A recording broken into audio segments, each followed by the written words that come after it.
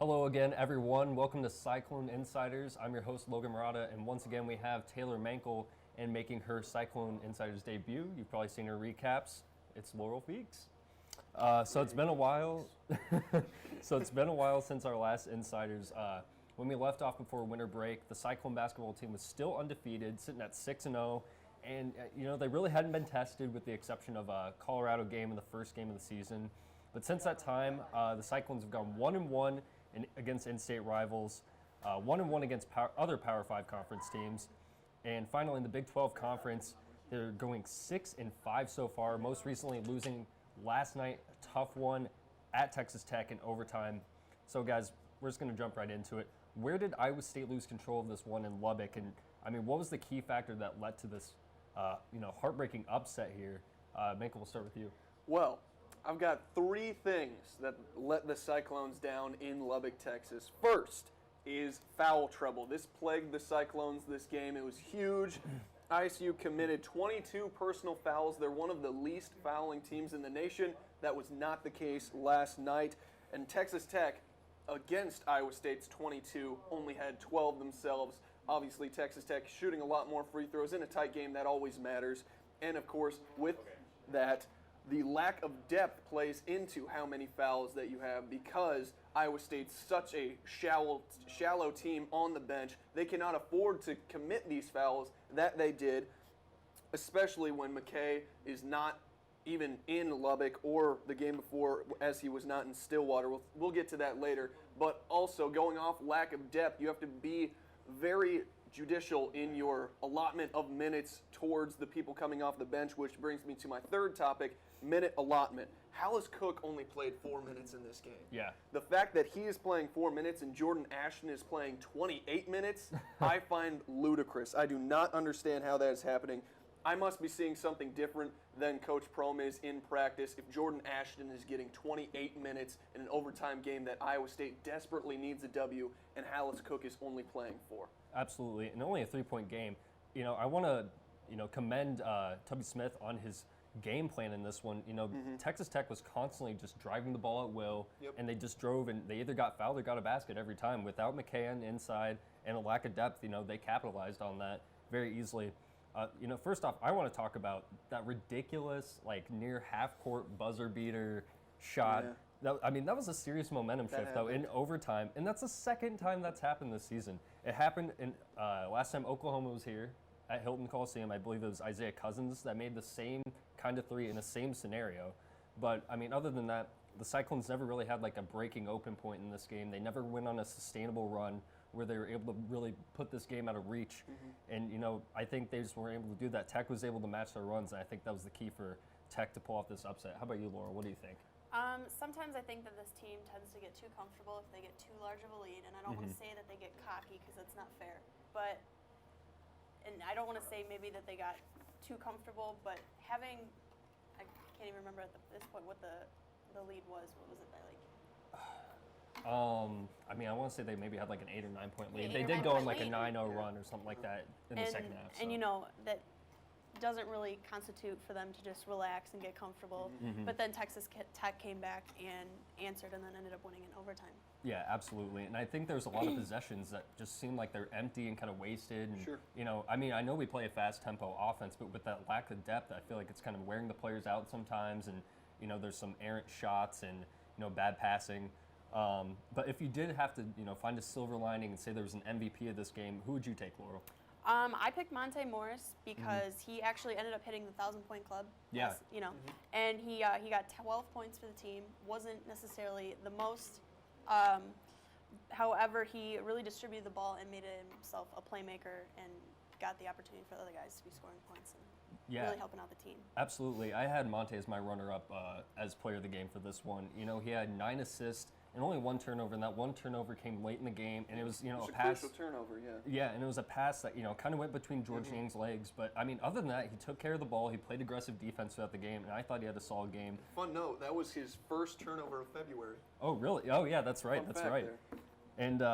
And, for my MVP, I had to go with Deontay Burton, just simply on the offensive end. 20 points. I believe he was 8 of 14 shooting, something along those lines. And on the defensive end, he got our only 2 blocks inside. And I think, in a game like that where Tech was driving at will, I think that was pivotal for us on the defensive end.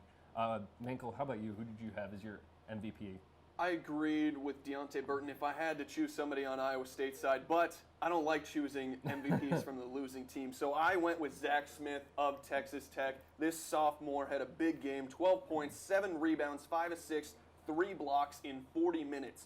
Big minutes out of the young gun, and he is going to be huge in his future in the Big 12. Tubby Smith has him quite a player in Zach Smith. Absolutely. And, Texas Tech, like you were saying on Newswatch earlier, they are like a team that's on the cusp, and they could really break through into the Big 12. So this is a huge win for them. It was. But now Iowa State stands at 17-7. I mean, how would you guys rate this team so far? Prom came in with high expectations, but, absence of McKay lately, no Naz Long.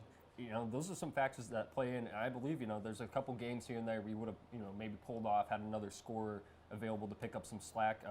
Michael, we'll start with you on this one. How would you rate or grade this team so far? I'm going to give Iowa State a B-. This grade is due to 3 factors. One, I think Iowa State has been unlucky with the injury bug. It's really not done well for the team this year. 2, it's a brand new head coach. It's a brand new system. Most of the assistant coaches are new as well. Obviously, Otzelberger coming back is huge. So I'll give them a little break there. And then lastly, as I will mention time and time again, and anywhere you hear me talking, just on the street talking about Iowa State basketball, on radio shows, or here on inCYders, the lack of depth for this team is terrible. It's so bad. It has not been this bad in Iowa State history. And with that being said, all those 3 bad things, they're still 17-7. They're still a top 25 team in the nation, and I still believe they can beat any team on any given night on any given occasion if the players play right. So a B- I think is a fair grade. Absolutely, and I'll agree with you, but I'll ask Laurel first. What do you think? What are you going to grade the Cyclones this season? 17-7, high expectations. How do you feel? I think I gave them maybe a little more of a generous grade than Mankel did. I gave them a 4 out of 5. Everybody was wondering how the post-Fred Hoiberg era would turn out, and I think that Prom has really stepped up to the plate, and he's trying really hard to transition into his own program and not take over and just continue Fred's program. Right. But he has the talent, and he has all the pieces to make a great program and continue on with what we expected from last year's team. So I think that a 4 out of 5 is fair. Yeah. I also kind of agree with the B- though. So, I think it's up in the air the rest of the season. They just need to figure out what's going to make their team work and go on from there. Yeah, I mean, we have a 4 out of 5 and a B-. I'd say somewhere in that realm as well. I didn't actually have a grade written down for mine, so I didn't answer the question. But you know what? I'll go with like a B-, B-, somewhere in that range as well. Like you said, Prom, came into a good situation, but injury bug definitely has hurt. And I want to talk about the departure of Dustin Hogue, and I feel like that has been a very that hasn't been talked about as much. I feel like as a defensive presence, I feel like he was huge in the post. He could play bigger. He could play as a stretch, and with the lack of depth, and especially in the post position, I feel like that's pivotal for this year. And I feel like Prom came in. He wants to implement a more defensive system, but he just doesn't have the pieces there to quite do that yet. But for being 17-7, like you said, a ranked team, a team that can compete with anybody any given night. I mean, they beat Oklahoma and they beat Kansas at home. Sure. Quality wins. So it's not like it's time to panic or anything like that. But I'd say B minus range for Iowa State so far this season. And then, since we've been away from inCYders for quite some time, I just wanted to kind of give more of a rundown of how the season's been going, what's been happening. What would you guys say the Clones' best game this season has been so far? Laura, we'll start with you. What do you think has been our best game this year? Well, I actually went with Kansas. I know they had a huge, slow start in the beginning, but then it ended up being explosive. And the atmosphere in Hilton was insane. And when Absolutely, big Monday. Matt Thomas got the dunk. I mean, that's insane. Come on. And so, they ended up winning 85-72, and they stuck it to Kansas, and we won 4 out of 5 last matchups with Kansas. All right? So something like that. I think I picked Kansas for the best game. Yeah, and I picked Kansas as well. I felt like it was kind of the obvious choice. I thought it was our best defensive game this season. We had lockdown D. Yeah. Matt Thomas got a dunk, so big Monday. Whenever Matt Thomas gets a dunk, it's a milestone. It is. It is a milestone. Doesn't that? I mean, is that the only time that's happened? ESPN didn't believe it. I remember. Yeah. ESPN didn't believe it. How about you, Michael? Did you go with Kansas as well? Was it a consensus pick? I did not. I went with OU. I Okay. went with the #1 team in the nation going down in Hilton Coliseum, and I think this was so impressive to me because Iowa State played with zero depth at all. They didn't. They had about 5 points off the bench, if I'm not mistaken. 5 points. Still won that game. It was a little bit of a comeback. OU had the game for most of the first half. Obviously, Buddy Hield went off in that game, but it still showed that Matt Thomas can shut down defenders, including not shut down, but keep in containment Oklahoma. I think all the starters played the best of their ability, and that's what this team needs if they want to win games in the Big 12. They have to have their starting 5, plus probably one more, play absolutely at the top of their game every single night if they want to really go far in the NCAA tournament. I think that showed in this game, and I think this is the reason why I think this Iowa State team can contend with any team in the nation on any given night. Absolutely. And, come March, that depth will be pivotal, for the Cyclones. So, Michael, what would you say then is our worst game? What has been the worst performance from the Cyclones this season, in your opinion? Yeah, you know what's worse are ties, and I have a tie here. Tie between two of the worst games. First, we've got Baylor. Baylor at home. Yeah. Iowa State lost that game 94-89. In this game, Iowa State led by 11 points. They allowed Baylor to shoot 52.3% from field goal range and allowed 40 rebounds. All of this happened in Hilton Coliseum, and it was a terrible, terrible game where Iowa State just let one through their fingers. The second game that I have, which is tied for my worst, is West Virginia at home. This is a very similar game to Baylor, where rebounding was the tail of the tape here. West Virginia had 43 rebounds as opposed to Iowa State's 26. Not even close in the rebounding margin there, and it was just a bad game attitude really out of the Cyclones. They didn't come out with the energy they needed to face off against this very scrappy West Virginia team, which is one of the best teams in the Big 12. Yeah, absolutely. And for my worst, I also went with Baylor. It was kind of a flashback from last year. Yeah. The same exact thing. I mean, they were controlling the game all the way through, and then Baylor goes on this run at the end of the game, and they hold on. Yeah, and they let Jonathan Motley go for a career game again, just like last year. Yeah, exactly. I mean, how much does he average during the season? I mean, probably about like 8 during the season, about 27 against Iowa State. Yeah, absolutely there. So what'd you go with your worst game for this season? I agree with both of you guys, but I actually ended up picking Oklahoma State. We scored 3 points in the first 11 minutes. That's ridiculous. But they won. They did get no, the they W, did. so No, they did. No, a they win did is end a up win. win. Yes, no, a win is a win.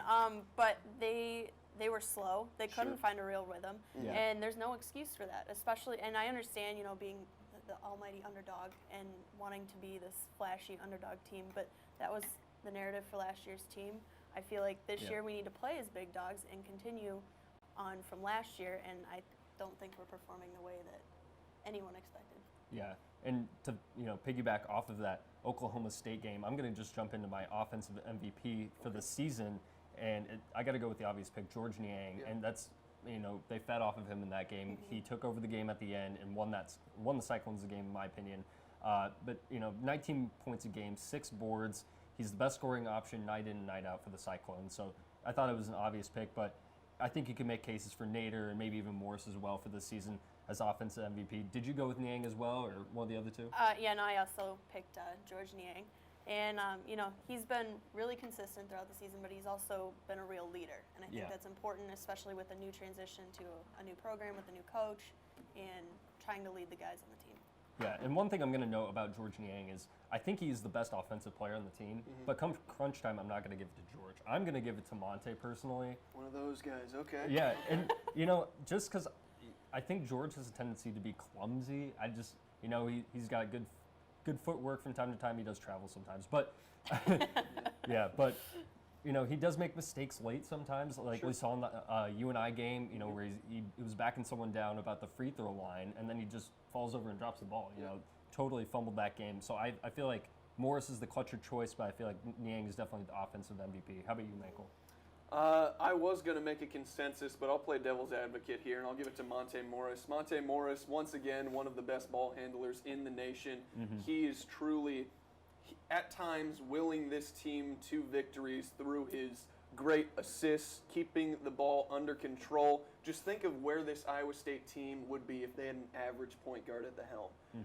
Who would, even if you had an average point guard at the helm, you wouldn't be able to have the chemistry that Monte Morris brings to this team. He brings in one of the best, or holsters one of the best offenses in the nation.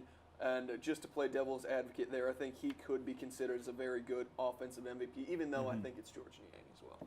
Yeah. And then how about on the defensive side? Who do you think? I'll let you start this one.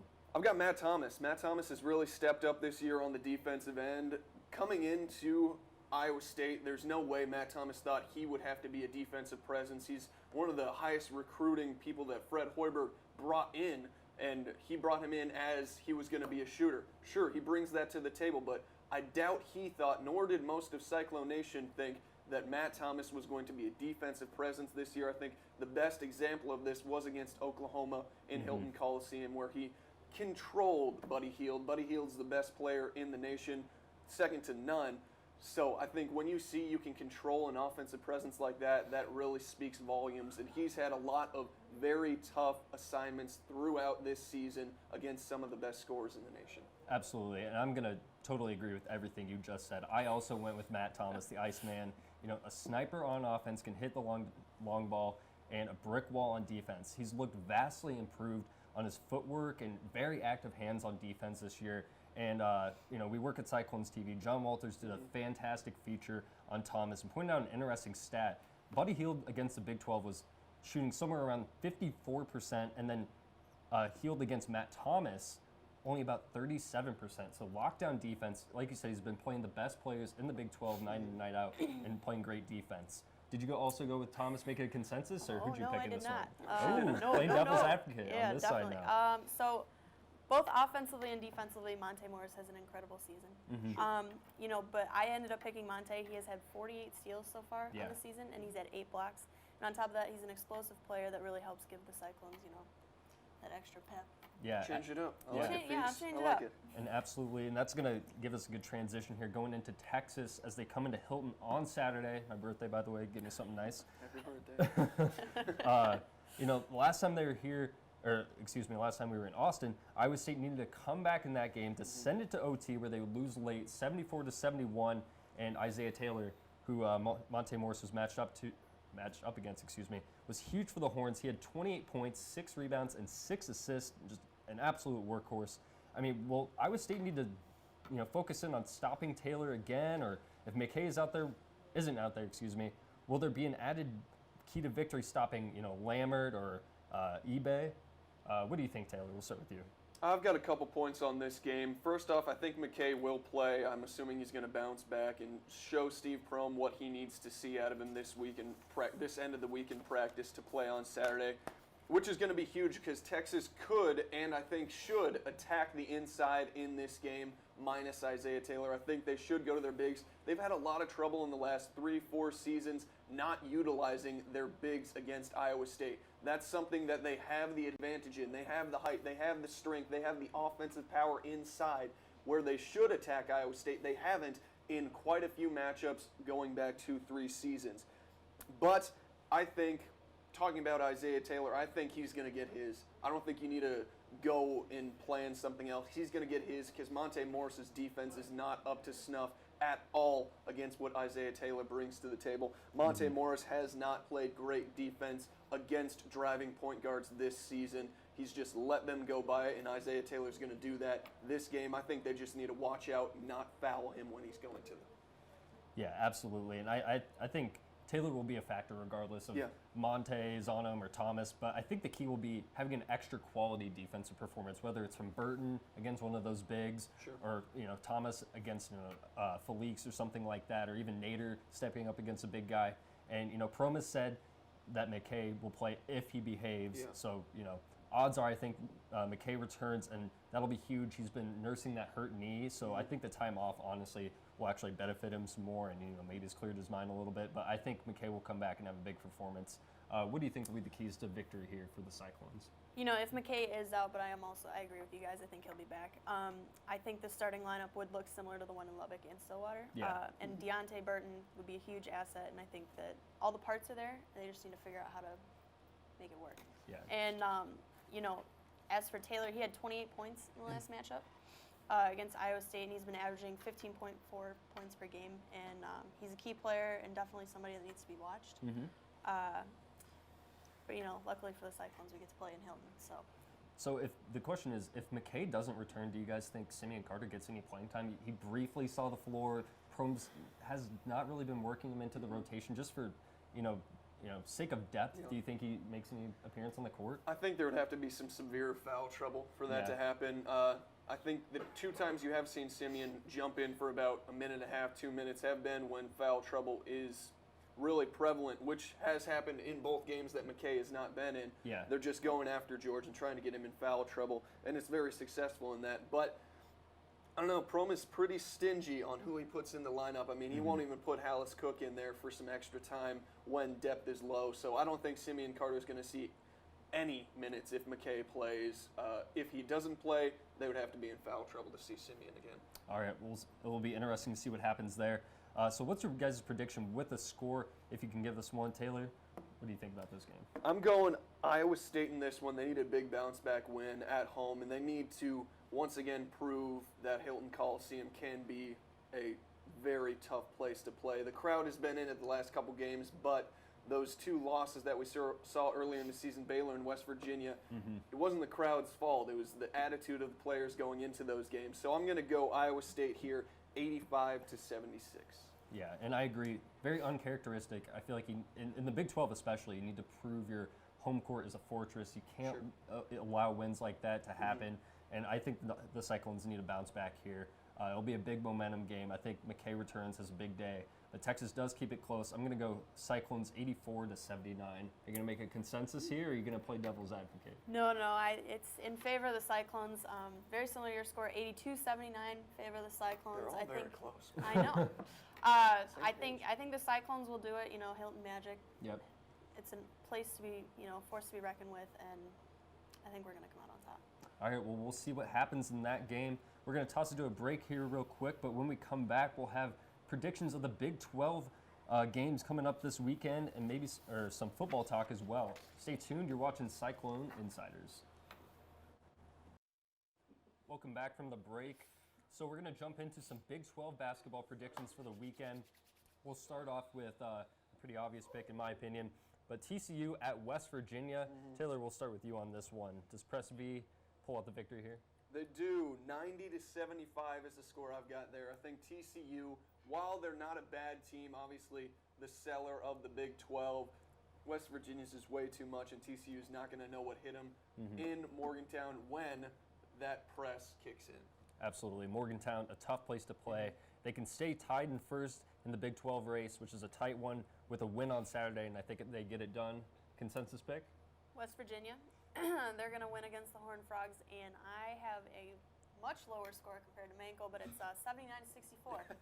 All right, and then I'll let you pick this next one first. We have K-State at Oklahoma State. K-State coming off of a loss, I believe, against TCU. And I can't remember who Oklahoma State played before, so I'm just going to let you answer that. I have Oklahoma State taking the W over K-State, 79-74. All right, and I think the Cowboys, they play well at home. They win the games they should win at home, and they play good teams close. I think this could be a toss-up, but I'll give the edge to Oklahoma State, and I'll say about 78-74 in a close one. Wow, that's very close to my score. My score is Okie State 76, Kansas State 74. It's going to be a tight one, and it could vary if Evans does play for Okie State. But I want to take a second to mention, and a shout-out to Gallagher Iba Arena. You are terrible. Get fans in the stands. It is a disgrace to the Big 12. Disgrace. Had to get that off my chest. Come on. That's how you really feel, Manko. That's ridiculous. This place is ridiculous. It's ridiculous. All right, so we'll let you blow off some steam here, and we'll let Laurel pick this next one first. We have Texas Tech at Baylor. What do you think about this one? Tech coming off of a big win against Iowa State. Baylor looking to come off of they just broke a 3-game slump. What do you think? You know, do they stay on the right track? I mean, Texas Tech's going to be confident. They just beat Iowa State. But I still think Baylor's going to get the win 80-74. All right, you're going 80-74. Are you ready to answer this one? Yeah, I'm ready. All right, Gallagher Arena. Yeah. Watch yourself. All right, who are you This taking one's in in this one? Waco, so I'm going to give it to Baylor. I'm just going to edge it out. This is going to be a very entertaining game. From my prediction, that doesn't mean anything, but you can take it for my word if you want to. But the score I have final here, a very close game, defensive-oriented game, 69-65 in favor of Baylor. All right, and then I'm going to surprise you guys with this one. This is an interesting game. I think Texas Tech has a good shot. They've got the big bodies that can compete with the rebounding of Baylor, particularly Rico Gathers. Yeah. You know, they only lost by 3 last time they were in Texas Tech. I think Tech is building some momentum, and I think they get the upset in Waco. That'd be I'm going to huge. go 81-76 in this one. Wow, that'd be a big win. Yeah, it would definitely be a big win. Could put them in the, in the bubble there, in bubble conversation. For sure. And then next, we have the game of the week, and I mean, we're going to let Upset alert. upset alert. Apparently, upset alert. Indiana's winning, so there you go. All right. And Oregon's losing. Wow, 42-24. All right, Dang. Cal. Wow. I saw something today. Oregon was a lock to win the Pac-12. I think they still are. Yeah. Oregon's a good team. Cal does Big have some Ten's good trash, athletes, though. but I hate the Big Ten. I hate it. Hate everything today. Jeez. can't say I'm a fan. But you do you hate this game coming up this weekend? I don't. Do you love it? 4th overtime. It's gonna start up a battle for first in the Big 12. I think this will be a very entertaining matchup again. Who you taking, Buddy and the Sooners or Perry Ellis and the Jayhawks? I'll let you start this one. Buddy Buckets. I'm giving them the game by 10. Buddy Buckets. 82-72 in favor of the Sooners. All right. How about you, Laurel? Yeah, I also have Oklahoma. You know how Iowa State feels about Kansas, but I really do think that Oklahoma is the better team this year, and 84-79 is my final score. Yeah, absolutely. The Sooners have not cooled down this season. I think they get their revenge. I don't have a score for this one, but I think it'll be a very entertaining game. We might even see another overtime. But that's all we got for the college basketball talk here. We're going to move it over to football here. I know it's a little far ways away, but we just had signing day, and Matt Campbell, new coach, hit the recruiting road hard, and it paid off come signing day. 6 offensive linemen to replace that 4 outgoing seniors, a couple of solid defensive backs, some receivers, a new quarterback. I mean, some good signees. Laura, we'll start with you. What signee impressed you the most, and who do you think will make the biggest impact? Well, I'm excited to see Sean Foster. Yep. He's one of 2. He's one of 2 4-star recruits that Iowa State has for signees, and he's ranked 9th overall for offensive tackles in the Midwest and 3 in the state of Illinois. And he had offers from Ole Miss, Cal, Minnesota, and many others, but he decided to come play here, and we're excited to have him under Matt Campbell. Yeah, definitely. And I kind of led into it with the lineman thing. I love the transfers that Campbell's bringing in just to make an instant impact. But I think it's exciting to have Foster, a 4-star recruit. I watched some of his film at work. I mean, a strong, big D1 lineman body to stack up against some of those Big 12 linemen, where we've looked smaller in the past. I think that'll be huge. And I think what would be interesting is him and Warren are going to build some chemistry here for at least the next 3 years going forward. So I think that'll be fun to watch those two build some chemistry and hopefully open up some holes for Warren to run through.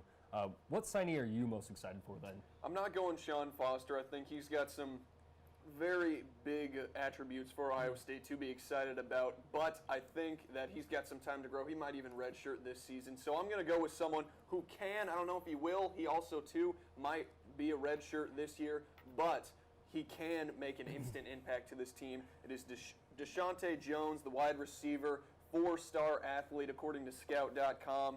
He ran a 4.69 40. He's 5'10", 175, a small guy, so he's got to put on some weight to get a little more physical. He had offers from West Virginia, Wisconsin, Notre Dame, Cincinnati, Louisville. He chose to come to Iowa State, and he came in, him and his mom on the visit, said that they want to bring the money position to Iowa State because when he gets the ball, it's straight cash. I love that quote. That's a quote. Straight cash. That's the best. His mom said that? I think him and his mom kind of collaborated. It was a collaborative effort. If my mom's watching this, I want you to say something cool about me like that. All right, so obviously exciting stuff come college football season here. As you can see, I was looking for this graphic. I'm glad you guys pulled it up here. among all the Power 5 schools, Iowa State's moved up 25 places in rankings, in recruiting rankings. So great job by Matt Campbell in his first class. I mean, on short notice too, just really hit the recruiting road hard and fast, and he did a good job. So moving from college, we're going to move over to the big leagues where the season's just wrapped up. The Super Bowl was on Sunday, and my Denver Broncos played some lockdown D. Since when are you a Denver fan? When does this happen? I did not know that. There you go. Yeah, I'm a Denver fan. Good for you, man. Nuggets, Good for you. Broncos, Rockies. There you go. My other sports life is pretty rough, other than outside of the NFL. But you know, the Broncos played some lockdown D, shut down Cam Newton, won 24-10. I mean, just how would you guys rate this Super Bowl? I just didn't think it was the most exciting. My team won. It was just wasn't an offensive battle by any means. Very stagnant offense for Carolina. I think Cam Newton went like 15 for 41 passing, something like that. I mean, what do you think about the Super Bowl game? It's near the bottom, but I still really enjoyed seeing Peyton Manning win a ring. I really been a huge Peyton fan all my life. Started in Indianapolis, obviously, with my Colts, but you know, I love seeing him win, and it was a boring game for a bunch of, well, for where the NFL is right now, because currently the NFL is a offensive thought-after league, but this game showed how much defense is really important. And if you look back in recent history, the big defenses have been what have led these teams to the Super Bowl, and in some aspects, especially in this game, has shown that they win championships. But I want to ask you guys a question. Because this game really exemplified how much this defense means to that Denver team, I wanted to know what you guys thought. Where does this defense stack up against the all-time great defenses in the NFL? I mean, do you think like top 5, top 10? I would probably go about top 10. I think top that 10?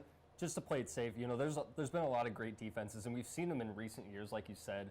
You know, I mean, the Legion of Boom a couple years ago that absolutely shut down the Broncos. I mean, that was awful game for me to watch. I didn't even finish watching the game. That's the only Super Bowl I feel like I haven't watched all the way through. I mean, absolutely embarrassing. But I mean, aggressive defense from them. The Baltimore Ravens, I want to say when they had, his name slipped my mind, at quarterback. I mean, he's a announcer Trent on Dilfer. Trent Dilfer, yeah. I mean, that defense absolutely carried that team to the Super Bowl. It did. So you know, there's a few defenses I feel like that would stack up pretty well against them. Steel Curtain, 85 Bears. Yeah, absolutely. Yeah. So even in recent years, though, some of those defenses have been up there. So it's hard to say. I feel like maybe as time progresses, we'll get a better idea of how that defense really stacked up. You know, it could have just also been an off night for Cam, but I feel like they did have a good defensive scheme coming in, pressuring. So yeah, I'd put them around top 10. Okay. What do you think about that, Laurel? I would also put them in around top 10. It was, great game. However, it was also a very boring game. And I think probably, and the commercials were even pretty dull. I had that on there. The commercials were dull. Great. The game was kind of dull. Cam was throwing temper tantrums on the field. And honestly, probably the funniest part of the whole thing was when Eli realized he was not the golden child anymore. I know. When I saw that, like, instantly on TV, I was like, the internet is going to love this. Yeah. But yeah, definitely. I mean, the commercials were terrible this year, in my opinion. We're great. The puppy monkey baby. Yeah, what was that? I don't even know what that one was. That was creepy.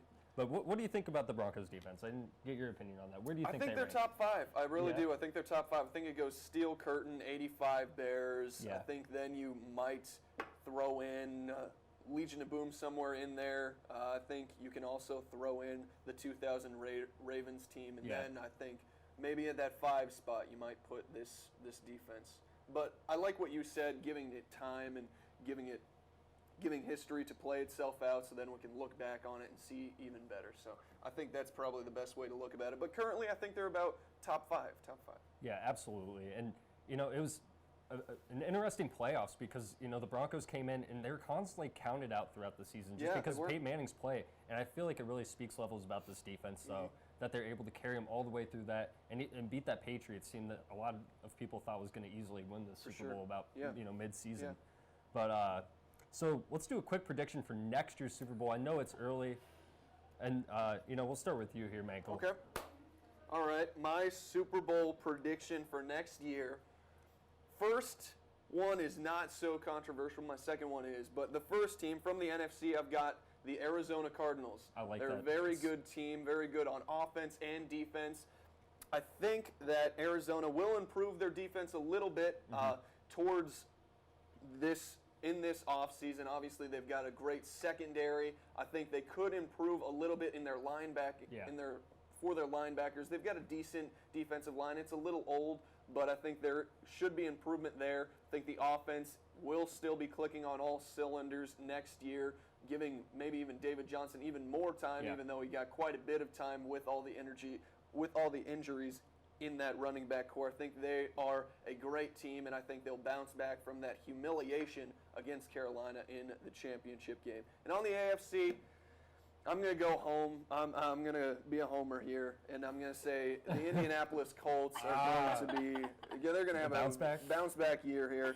Andrew Luck is going to be angry this year, and he's just going to go at it. I think that there's going to be a lot of off-season moves, especially in the offensive line. The GM has been told by Jim Irsay, the owner of the Colts, that he needs to attack the offensive line this offseason. That is priority number one, keeping Andrew Luck safe in the pocket where he belongs. And I think they will do that. If they can get a good offensive line going into this year, they are once again a threat in the AFC.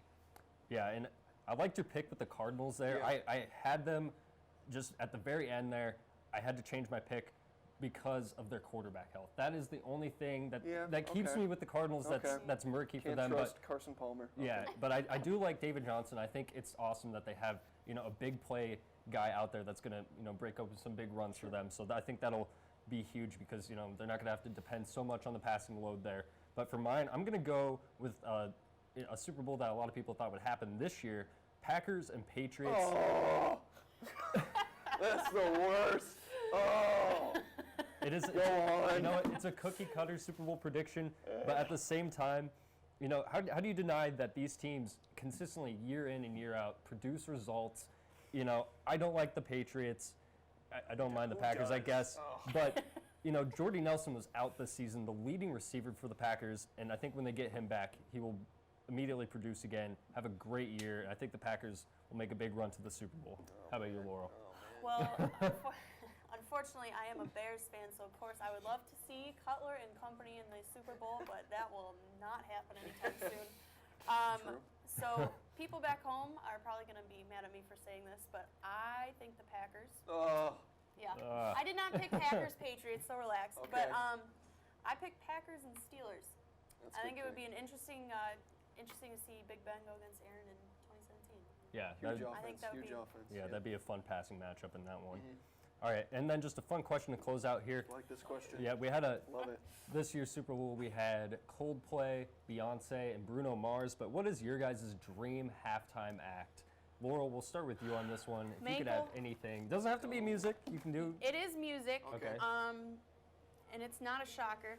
Oh. Taylor Swift will, at some point in her career, play the Super Bowl halftime show. Probably next year. Oh. Probably next year. She's taking over the world slowly. But I think Taylor Swift and Kanye will drop a single at the Super Bowl at some point in their career.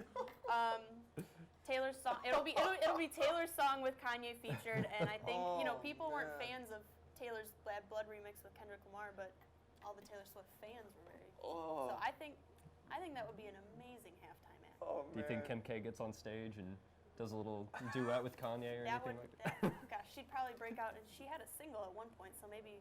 I don't know. Maybe that'll be the And collaboration. then Ray J will come on stage And then Ray J. sing It'll with be them as well. one big happy reunion. That's what it'll be.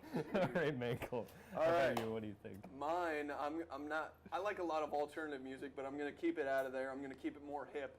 But granted, all these people are dead, so it's not gonna happen. But this would be the greatest concert of all time. Resurrected. Jimi Hendrix is the lead. I like that. One-on-one. Jimi Hendrix. He is playing the Super Bowl halftime show. He's two special guests. One, Ray Charles, and two, Elvis Presley. You tell me that you can find a better concert than that, and you are wrong. You are wrong. I would be able to die happy at that. Honestly, I can't beat that. I simply No, I don't can't. know if you can. I mean, Future and Kanye, they already got it.